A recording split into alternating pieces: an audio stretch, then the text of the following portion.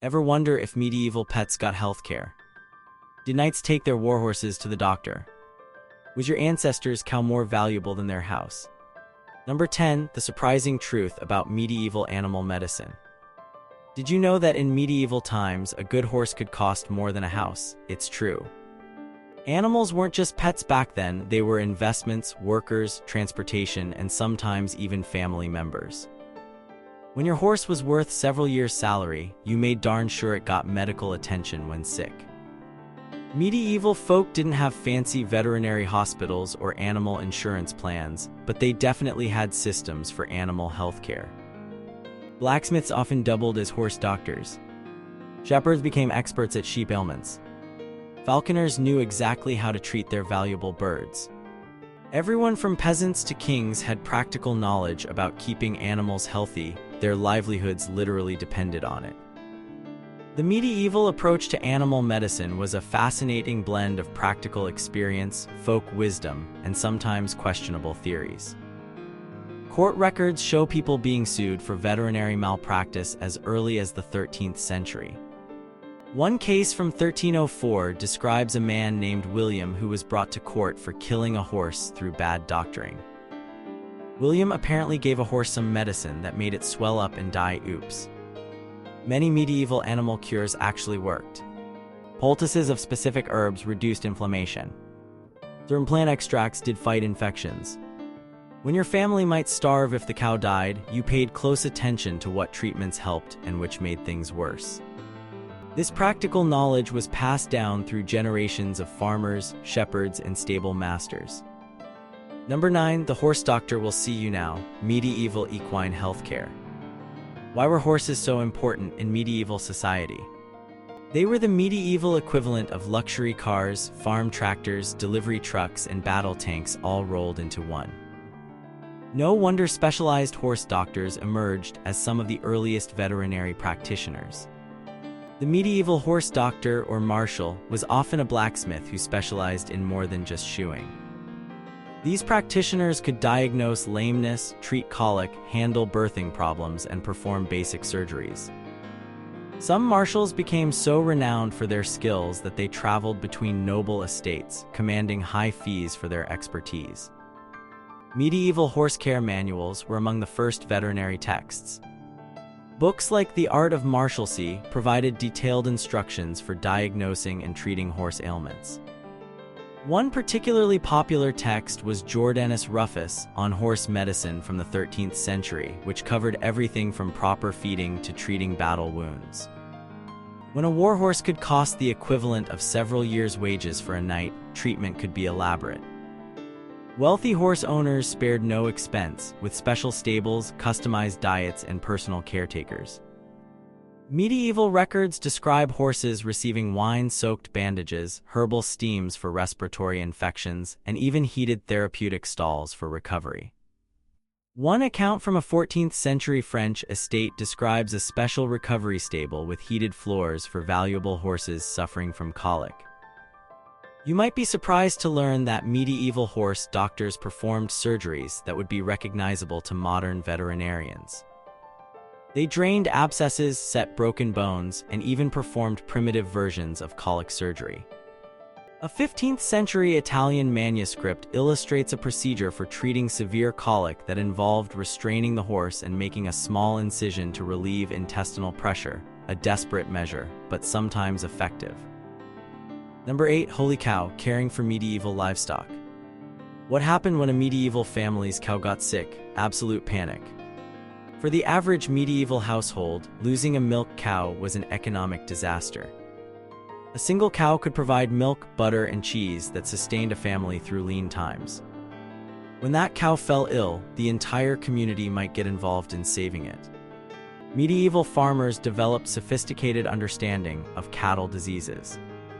They recognized symptoms of common ailments like milk fever, foot rot, and various infectious diseases. Local wise women or men often stepped in with herbal remedies for livestock.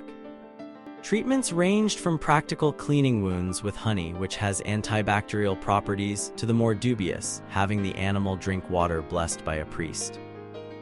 Sheep were particularly valuable for their wool, and shepherd medicine became highly specialized. Professional shepherds carried shepherd's purses containing herbs and tools for common sheep problems. They became experts at treating foot rot, birthing complications, and parasitic infections. One 15th century English manuscript describes a shepherd successfully treating sheep pox with a mixture of copper sulfate and pine tar, surprisingly effective as both have antimicrobial properties. Pig medicine might sound funny, but these animals were medieval sustainability machines. They converted household waste into valuable protein and required relatively little space. When a pig got sick, medieval households had numerous remedies. Garlic was commonly used to treat parasites, and modern science confirms it has antiparasitic properties. Swine fever was dreaded, as it could wipe out entire herds. When it struck, desperate owners tried everything from bloodletting to prayer. Were there medieval veterinary specialists? Absolutely.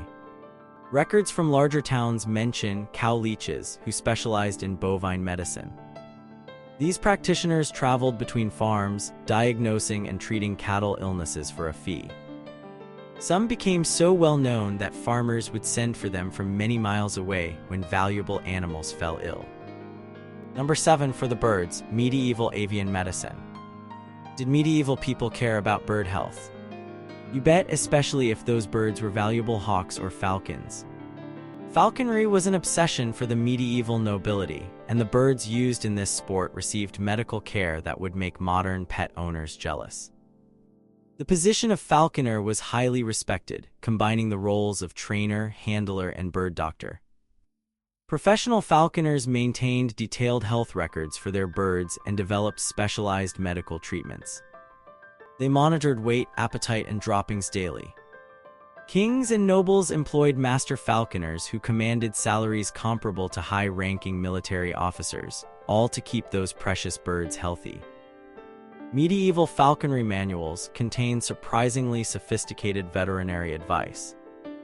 Emperor Frederick II's 13th century masterpiece, The Art of Hunting with Birds, includes detailed instructions for treating everything from broken wings to respiratory infections.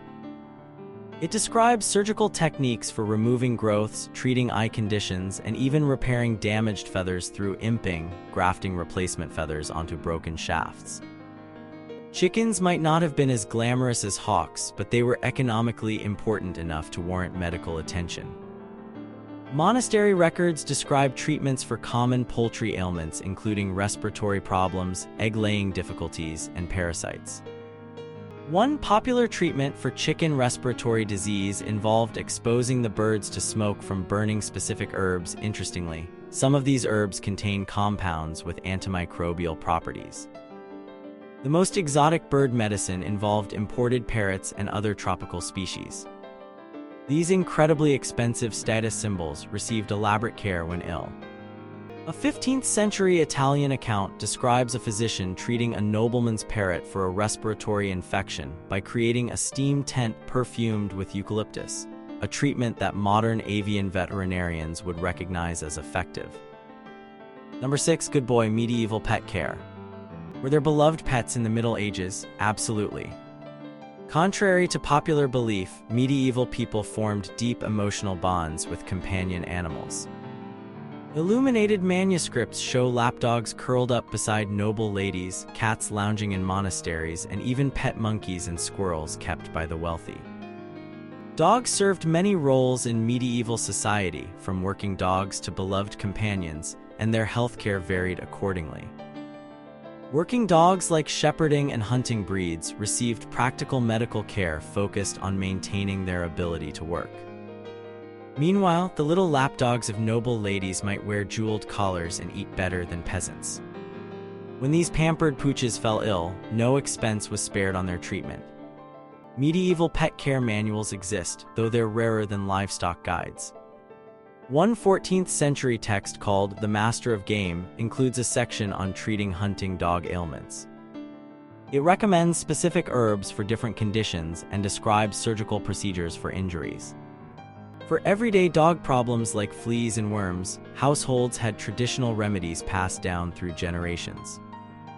Cats occupied a complicated position in medieval society. While valued for controlling rodents, they were sometimes associated with witchcraft and suspicion. Nevertheless, many medieval households kept cats as both working animals and companions. Monastery records show monks treating cat ailments with herbs and poultices. One 15th-century German manuscript includes a recipe for a salve that's good for mangy cats and dogs, containing sulfur and lard, remarkably similar to modern treatments for mange. Did medieval pet owners grieve their animals? Historical evidence suggests they did deeply. Tomb effigies sometimes show nobles with their faithful dogs at their feet. Pet birds appear in portraits. A particularly touching medieval poem laments the death of Little Bell, a beloved squirrel kept as a pet, describing the owner's heartbreak in terms we modern pet lovers would immediately understand. Number 5. Battlefield medicine, treating war animals. How did medieval armies care for their animal warriors? More carefully than you might think. Military success often depended on healthy warhorses, pack animals, and hunting dogs. Armies employed specialized animal doctors to keep these crucial assets fighting fit. Warhorses received the most elaborate battlefield care. Medieval armies traveled with horseshoes, medicine chests, and specialists trained to treat equine injuries. Battle wounds were cleaned with wine, effectively antiseptic due to the alcohol content, and stitched with horsehair or silk thread. Poultices of specific herbs helped reduce swelling and prevent infection. Some wealthy knights even had custom armor made to protect their valuable mounts. Medieval military manuals include specific instructions for treating horses on campaign. The 14th century Book of Chivalry advises knights on how to care for horses during long marches, describing signs of fatigue and overheating. It recommends specific treatments for common campaign problems like saddle sores, lameness, and colic. One particularly detailed French manual includes instructions for battlefield surgery on horses, including methods to stop bleeding and set broken bones. Pack animals like donkeys, mules, and oxen were the logistical backbone of medieval armies. Though less glamorous than war horses, they received necessary medical care to keep supplies moving. Medieval quartermaster records describe treatments for pack animals suffering from exhaustion, harness injuries, and foot problems. These animals might not have gotten the wine-soaked bandages of knights' chargers, but their essential role meant their health couldn't be ignored. Dogs of war had their own specialized care. Hunting dogs and war dogs, used to attack enemy horses or defenders, traveled with medieval armies and received treatment when injured.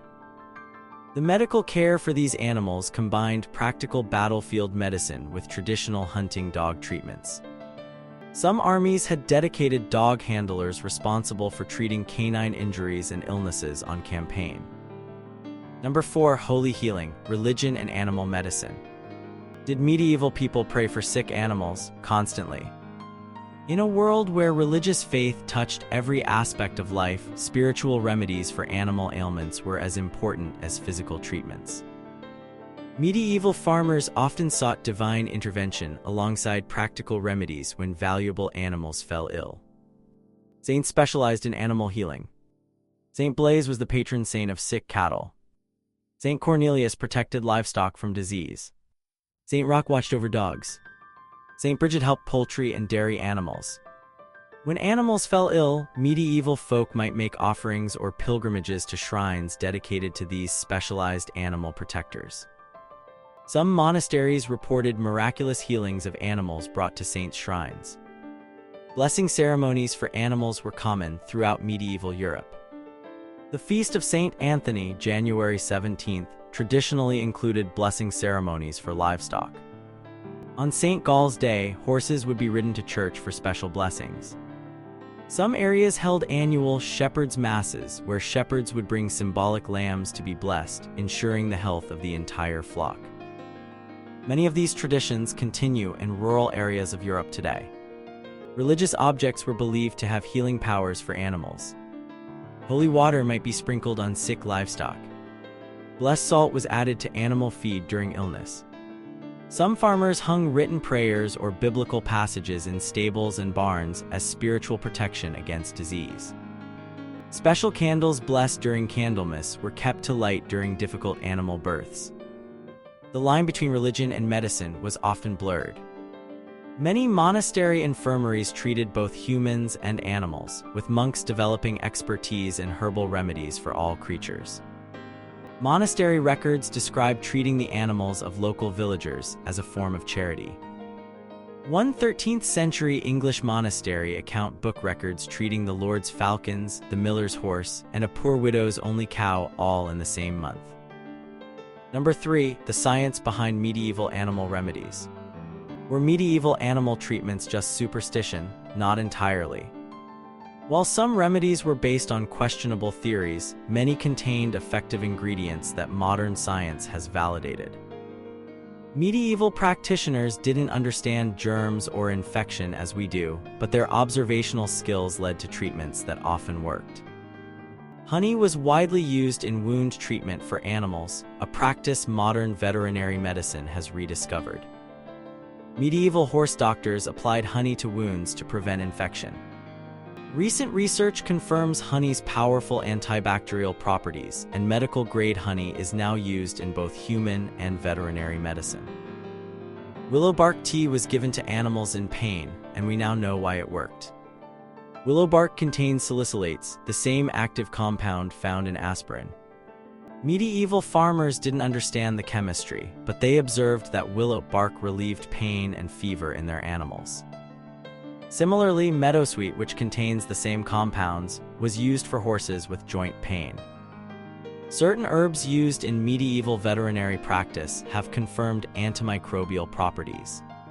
Garlic was commonly used for intestinal parasites in livestock. Modern research confirms its antiparasitic effects. Thyme was used for respiratory infections, and we now know it contains thymol, an effective antimicrobial. Comfrey was applied to fractures and sprains. It contains compounds that reduce inflammation and promote cell growth. The medieval practice of isolating sick animals shows remarkable understanding of contagion, even without germ theory. Shepherds would separate sheep showing signs of infectious diseases like scab, a form of mange. Stable masters isolated horses with symptoms of strangles, a highly contagious bacterial infection. This practical approach to disease containment demonstrates careful observation and experience-based knowledge. Some medieval surgical techniques were surprisingly sophisticated. Horse doctors performed basic operations including abscess drainage, wound repair, and even primitive versions of colic surgery. They understood the importance of cleanliness in wound treatment, even if they didn't understand bacteria. Many used wine containing alcohol or vinegar containing acetic acid to clean wounds, both effective antiseptics. Number 2. Manuscripts and masterpieces, written animal medicine. How do we know what medieval animal doctors actually did? They wrote it down. Surviving veterinary manuscripts provide fascinating windows into medieval animal healthcare. These practical guides were treasured and copied for generations, preserving vital knowledge about treating valuable animals. Mulomedicina, mule medicine, written by Vegetius in the 4th–5th century, remained influential throughout the Middle Ages. This comprehensive veterinary text covered diseases of horses, cattle, and other domestic animals. Medieval copies were prized possessions in monasteries and noble households. The text combines practical advice with some theories we now know to be incorrect, reflecting the mixed nature of medieval veterinary knowledge. Beautifully illustrated veterinary guides served as practical manuals. The 15th century Le Livre des Simples Médecines contains detailed paintings of medicinal plants used for both human and animal ailments. These illustrations helped practitioners correctly identify healing herbs. Some manuscripts show step-by-step surgical procedures for animals, complete with drawings of the instruments to be used. Specialized works focused on particularly valuable animals. De Arte Venandicum Avibus, The Art of Hunting with Birds by Emperor Frederick II included extensive sections on falcon medicine. The emperor's personal experience with these birds is evident in his detailed descriptions of their illnesses and treatments. For horses, Jordanus Rufus' 13th-century treatise Hippiatria became the standard reference work, describing diseases from head to hoof. Practical farming guides included veterinary advice alongside other agricultural information. Walter of Henley's 13th-century Husbandry contains detailed instructions for recognizing and treating common livestock ailments. These practical manuals were written in vernacular languages rather than Latin, making them accessible to literate farmers and estate managers who needed to supervise animal health care. Recipe collections for animal medicines circulated widely.